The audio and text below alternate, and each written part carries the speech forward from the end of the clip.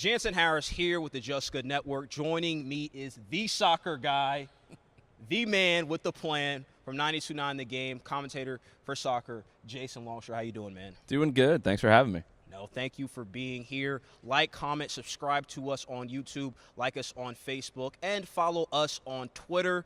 Let's talk about Frank DeBoer, new coach, a lot of expectations. What do you expect from him? The press conference earlier this week said a lot of good things. What do you expect from him? I like what we're seeing so far. You know, he's coming in, and it's so easy after you win a championship to kind of have a little bit of that letdown because you accomplished everything you wanted to accomplish. With a new manager in place, you can't have that because he's going to look at everything a little differently, not completely differently. He's going to evolve the way Atlanta United plays. He's not going to come in and tear everything down and start from scratch. We're not going to turn into a defensive team. It's not going to turn into a completely different style of play. It's going to build on what Tata Martino left.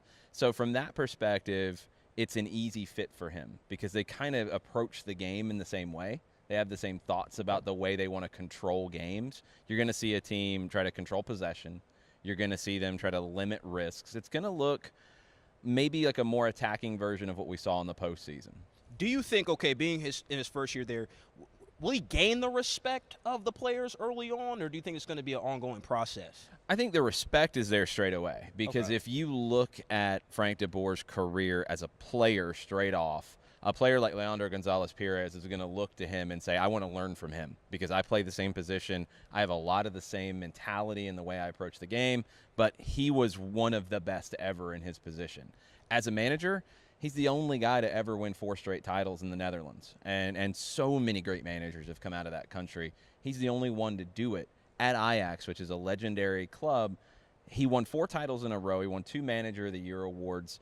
They hadn't won a title in 7 years before he took over. They haven't won a title since he left. That shows his quality. So I think the respect is there. Now, the thing that will be an evolution and will take time is just that chemistry because he's a different personality than Tata Martino. He's not, a fatherly type of figure to these players. He's going to hold them, I think, very accountable in some different ways than Tata Martino did. And it's just like any time, you go to a new school, you go to a new class, you have a new teacher, you might have to change a little bit about the way you operate. I think that's what we're going to see here. Absolutely. Let's talk about Miggy and that contract. This is huge.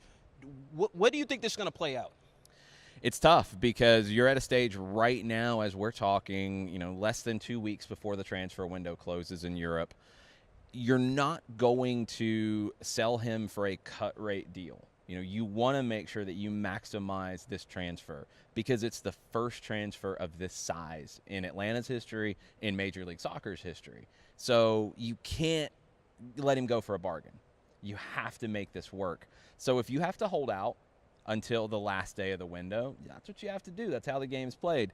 If you have to make a decision, which would be a tough one, at that time on January 31st, as the window's closing, the offer's not there, then you keep him, you wait till the summer window, and then you figure out your roster. You have some flexibility. I think a lot of people have thought, well, you have to sell Miguel Almiron or you can't bring in Pity Martinez, which is the rumored player from South America.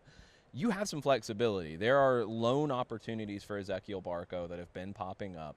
There's ways to figure this out. But you have to maximize this value because I think it sets a precedent for Atlanta United in the transfer market. Okay, good stuff.